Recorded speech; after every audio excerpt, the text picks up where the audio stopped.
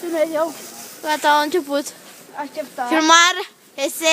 Măi, dar trebuie să mergi. Se pare că este un revelion nebun, așa că vor începe artificiile nebune. Vezi, mi-a făcut filmarea mea. Vezi, mi-a făcut filmarea mea. Mi-a înghețat mâinile. Hai odată! Hai, ne-a înghețat mâinile. Dă-te în spate. Ok. Of, Doamne. Dă-te în spate. Dar nu pot, Dă-te în filmează! spate, că nu se vede nimic. Uite, dă-i și în sus când sare. Oh, mai multe. Dă un pic la casă. Vine fa...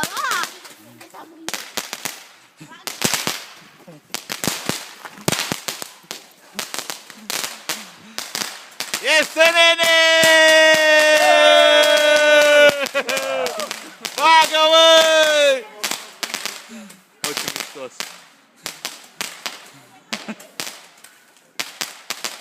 Rachetele alea aici poate să intri și în casă, nu? Da, tu.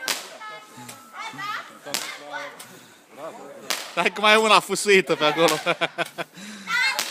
Da! Nu știu! Băi! Băi, nu mai dați, bă, aici, băi!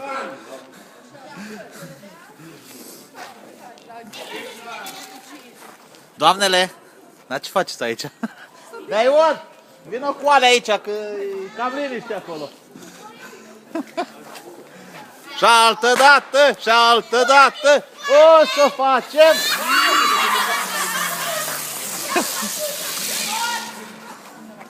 Vezi că ai cu foc, Dodi. Mașina asta e cu vremuri. Bag acolo!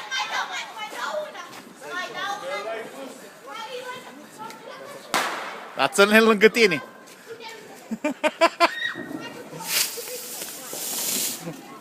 A, ce făsuită e, mă! E cam făsuită, mă!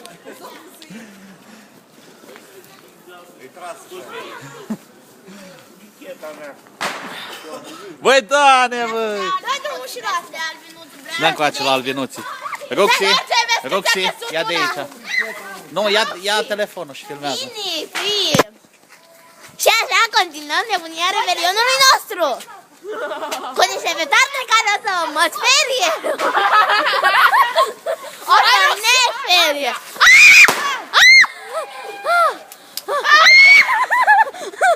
Nu s-a învârtit. Nesimțit. Asta a fost nebunesc.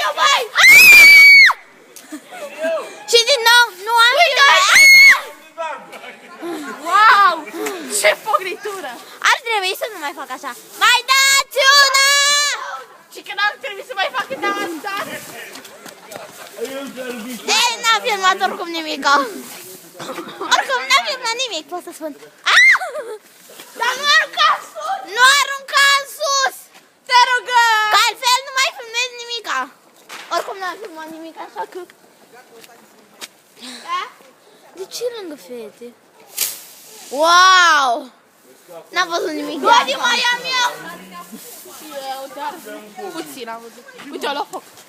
Nu se vede, tot nu se vede. Și nu îndrăznesc să mă apropii. Și nebunia revelionului continuă cu alte filmări nebunești. Acum vă o scurtă pauză. Acum sunt super! Gata, am revenit la nebunia revelionului. Mie-mi spui? Decât tot. Continuăm la nebunia revelionului aici pe două locului.